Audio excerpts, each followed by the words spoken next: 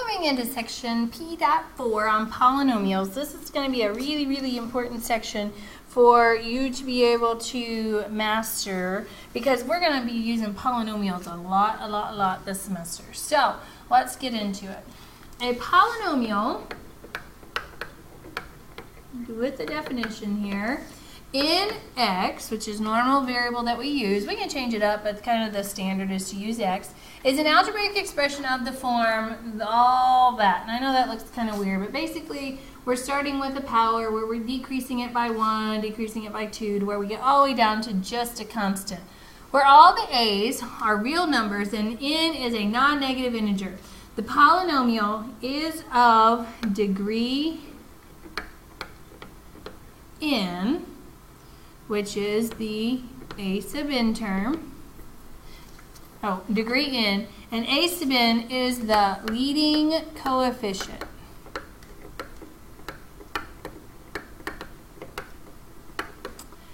And finally, a naught or a sub 0 is what they refer to it as, or the last term here is the constant term.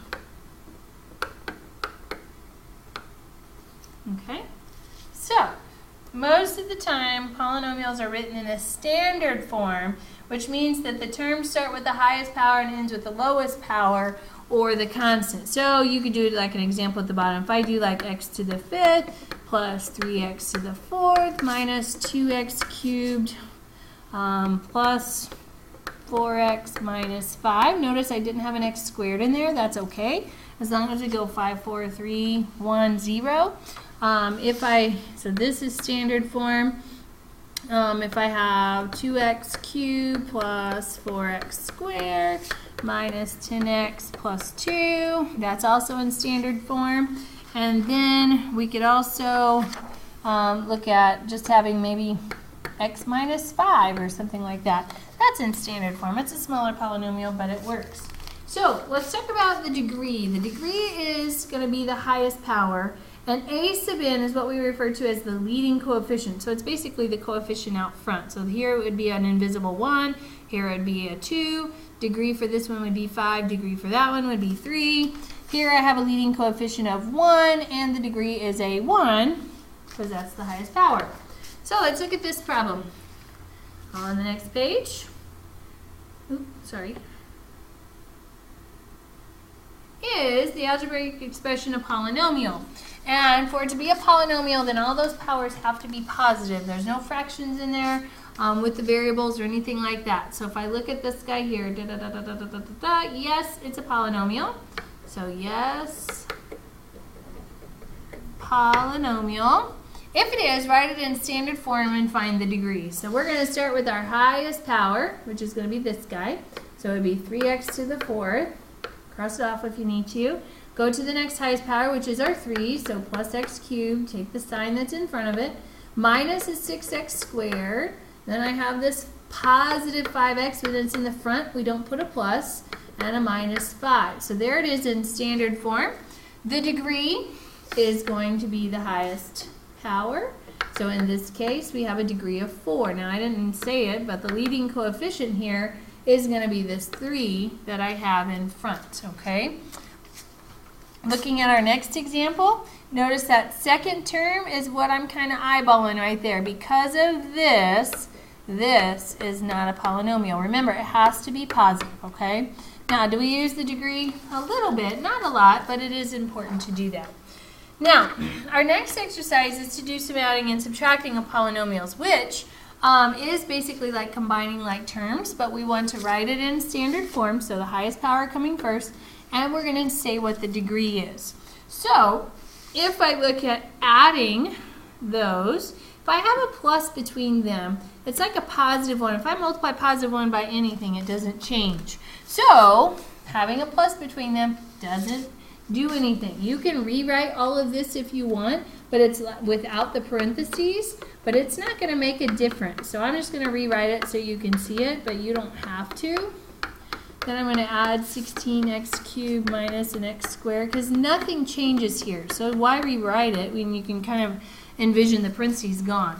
But here I do want to make sure I combine the correct like terms. So here and here I have an x cubed. Only combine the ones that have the same power.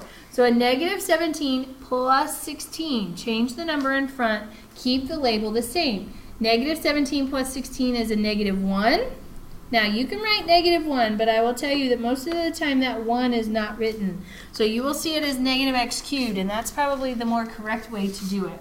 Okay, we're done with our x cubes. Now I look at x squared. So I have a positive 4x, take the sign in front, minus a 1x squared gives me a positive 3x squared. They're gone. Then I have an x term and an x term. So I have negative 11 plus a 3 gives me a minus 8x. And then my last terms are the constants. So we want to combine negative 5 minus 15. Check it in your calculator if you need to. And that is a negative 20. So that is our standard form. Leading coefficient this time is this negative 1 that's in front, but it asked me for the degree. Therefore, it's the highest power, and that degree is 3. So here's one part of the answer, and the degree of 3 is the second part of the answer. Now, when I'm subtracting, that makes a huge difference, because if I multiply negative 1 times 5, I get negative 5, which is the opposite. So when I have this negative between, you better distribute that negative to every single term, which in the end just changes its sign. So I'm going to rewrite the first ones here. Oops. Then, negative times a negative is a positive 7x cubed. Negative times a positive is a minus 2x squared. Then I get a plus 5x and a minus 9. Again, change all those signs with the minuses. Now I'm ready to combine my x cubes. So I get 13 plus 7 is 20 x cubed. Negative 9 minus 2, so negative 9, go 2 down on the number line, is negative 11 x squared. Negative 7x plus a 5x, so I owe you 7, pay you 5, that means I owe you 2. Label does not change, so it's still an x.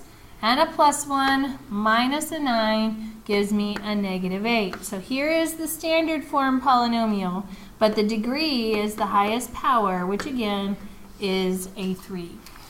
Okay? Alright, so now let's move on. Adding and subtracting can be kind of boring. It's pretty easy, but it can be boring. We will now bring back some law of exponents and put it in with combining like terms to multiply polynomials together, okay?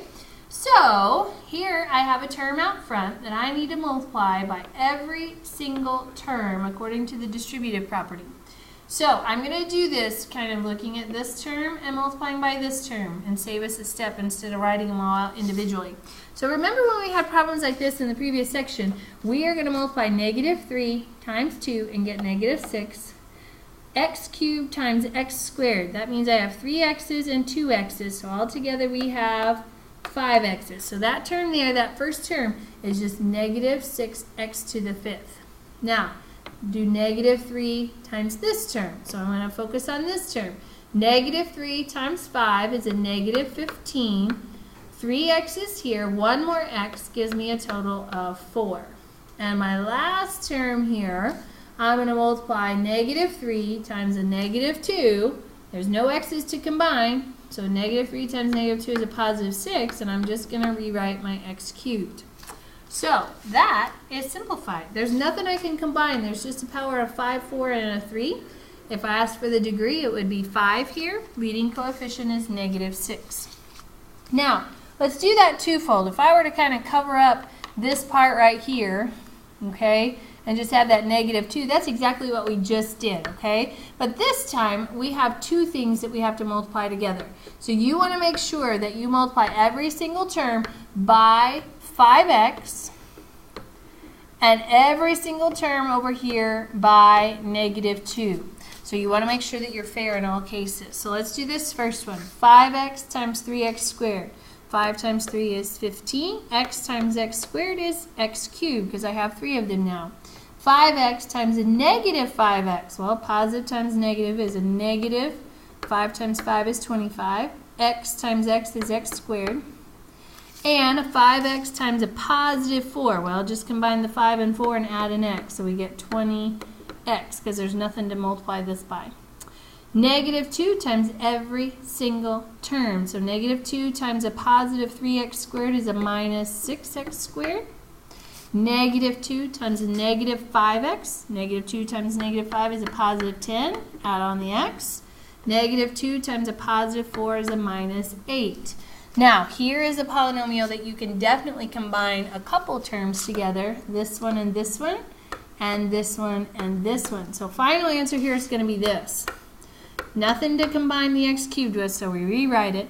Negative 25 minus 6 gives us a negative 31. Again, check your calculator if you need.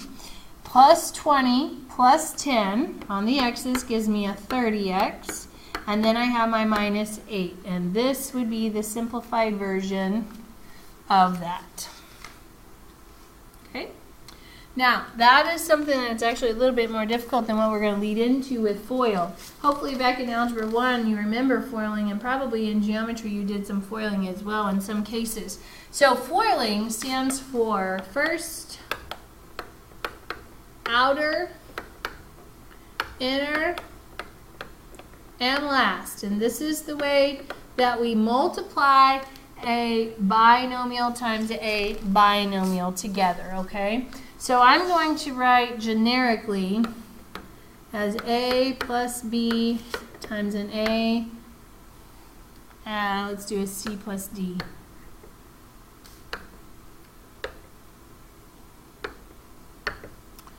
Times a c plus d, and I'm going to multiply that. So this is basically a big distribution problem, okay? So I'm going to take my first terms. A times c gives me ac. Outside, take the outside two terms and multiply them together. So I'm going to add on to that AD.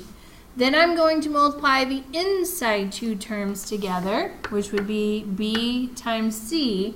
And then I'm going to multiply my last two terms in each binomial together. So these are the first terms, these are the last terms, these are my outside, and these are my inside two terms. So I'm going to add on to this B times D. And then you could probably multiply and put some things together after you do that. Now, I usually kind of refer to this as Bob. So if I put Bob's little eyes in here, hopefully you can see him as his nose, his ears, and his mouth, okay, or his face. So, anyway, however you decide to remember it is fine. But FOIL, first, outer, inner, last. So let's try to practice. We need to multiply this times this, and it is all multiply until you start combining like terms of adding things and subtracting things. So x times x is an x squared. Outside, x times a negative 3 becomes a minus 3x. Inside, plus 5 times an x is a positive 5x. And my last term becomes 5 times a negative 3, which is negative 15. Now, you have an x squared in front, a constant in back, and you have two x terms in the middle. Those are the only two things you can combine. So a minus 3 plus 5 gives me a positive 2x minus a 15, and that's going to be my answer. Okay? Now, I'm also going to FOIL these two terms, so just a little bit more difficult because you got more numbers in there with the x. First term is a 28, 7 times 4, x times x is x squared. Outside gives me 7 times a negative 3 is a minus 21x. Inside is a negative 20x when I multiply negative 5 times 4x. And my last term, a negative 5 times a negative 3, gives us a positive 15. So, inside and outside terms are normally the ones that will combine. 28x squared, negative 21 minus 20. So we're going to add those numbers and give the answer the same sign. So it's a negative 41x plus 15. That's our final answer. Okay? All right, very good. Now, let's keep going. Keeping on going, when we have some patterns in math, a lot of times patterns are important. So you catch on to the pattern, you make life a little bit easier for yourself. And this is a pattern that we talked about in the previous section when we talked about conjugates, okay? So, what happens if I were to do the same exact expression, but I have a plus and a minus, and what would happen when I FOIL? So if I multiply y times y, I get y squared. Outside, y times a positive 2 gives me a plus 2y. Inside, negative 2 times y is negative 2y. And my last term here, negative 2 times a positive 2 is a negative 4. Now, if you have this, look at what happens on the inside and outside. They cancel themselves out, so this is y squared minus 4. You end up with 2 terms versus the 3 terms that we saw in the previous 2 examples. So let's try that again. 2x times 2x, 2 times 2 is 4, times x times x is x squared. Outside, 2 times a negative 3 is a minus 6x. Inside, 3 times 2 is a positive 6x. And my last term gives me a negative 9 when I multiply those. Again, if they're exactly the same, with a plus and a minus between them, those 2 terms are going to cancel, leaving me with 4x squared minus 9 as my answer. Now, you can go ahead and FOIL it all day long, cancel out those middle 2 terms. But we do have a pattern. And this pattern is what we're going to call the difference of squares. In the next section, this is going to be oh so important when we start going backwards and start here and be giving this as an answer. And so, if I have 2 things that I multiply by themselves, and they're exactly the same except one's a plus and one's a minus in the binomials, this pattern is to square the first minus the square of the second. And that is what we will refer to over and over and over as the difference of squares. Square the first minus the square of the second. Okay? So if I try that with this pattern, and knowing this pattern now, and I have these 2 terms here, that means all I have to do is square the 7x minus the square of 8. And you could eventually, once you get used to this, do it in your head.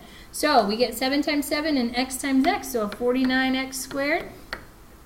Minus an 8 times 8, which is 64, and bam, that's your answer.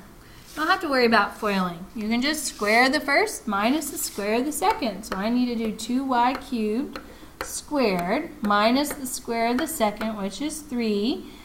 So I square the 2. 2 times 2 is 4. Y cubed times y cubed means I have 6 of those. So y to the 6th minus 3 times 3 is 9.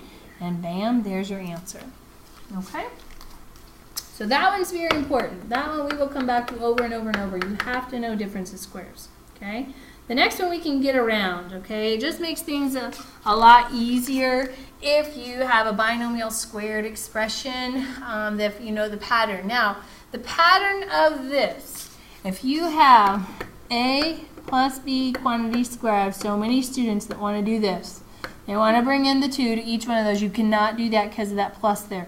This is not equal to a squared plus b squared. No, no, no, absolutely not, okay? I always tell my students it was as ultimate sin in math if you do that, because that is absolutely incorrect, okay? So, x plus 7 squared by definition means that I'm taking what's inside there and I'm multiplying it by itself twice by that power of 2.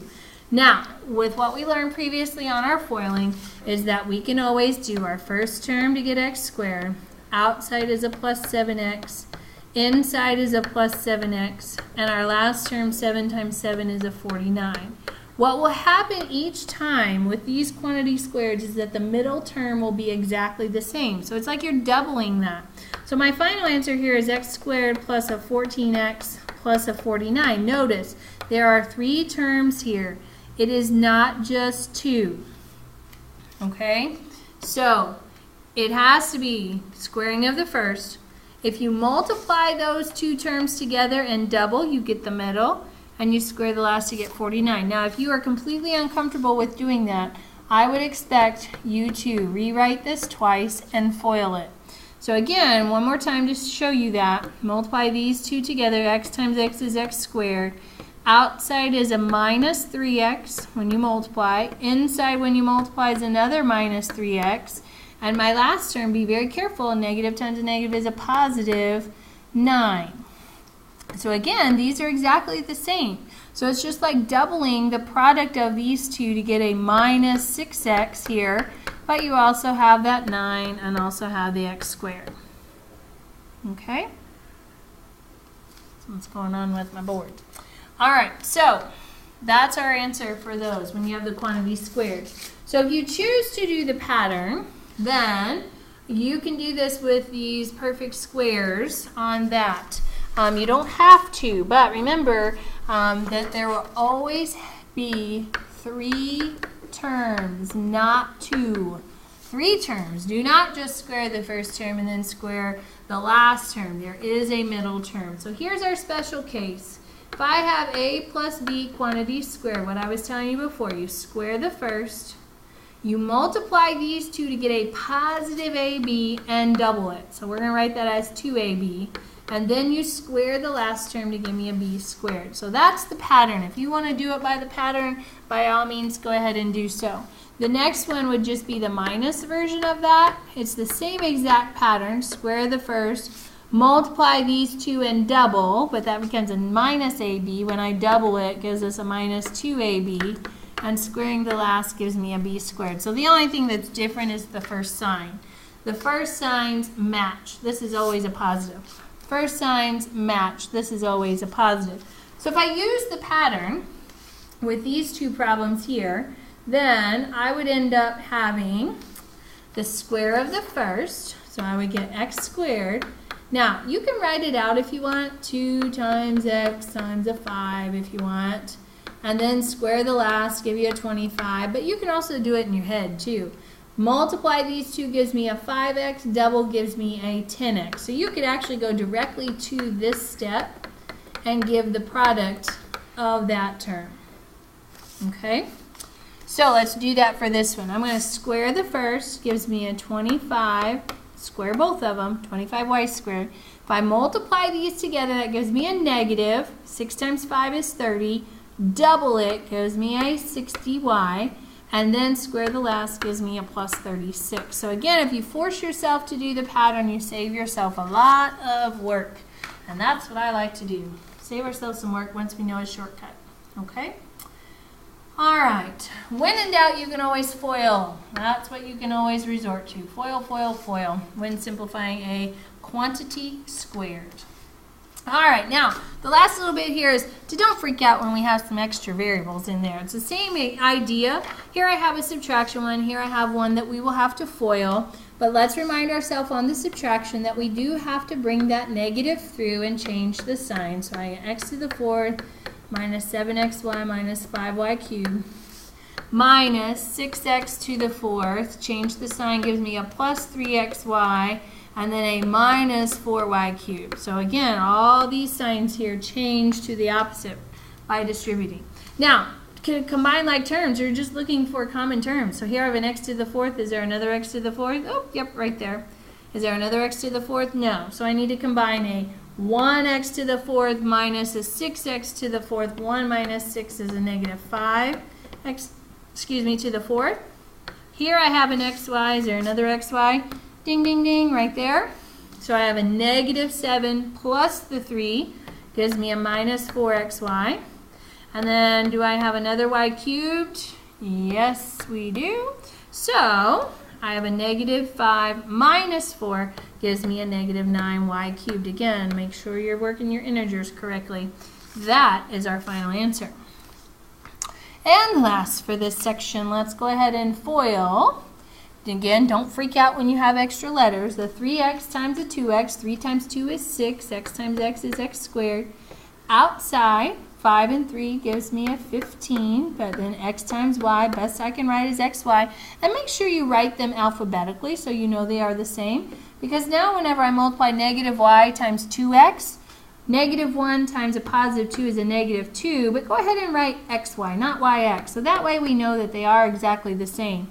And our last term, negative 1 times a positive 5 is a minus 5. Y times y gives me a y squared. So again, you're looking with FOILing, most of the time the outside and inside terms are going to be what combine. So rewriting 6x squared plus 15 minus 2 gives me a positive 13xy and a minus 5y squared. And that right there is our final answer. Okay? So now, the next section, you want to master this section before you move on to section 5 because we will be doing the backwards version of what we were just doing in section 4. So So until then.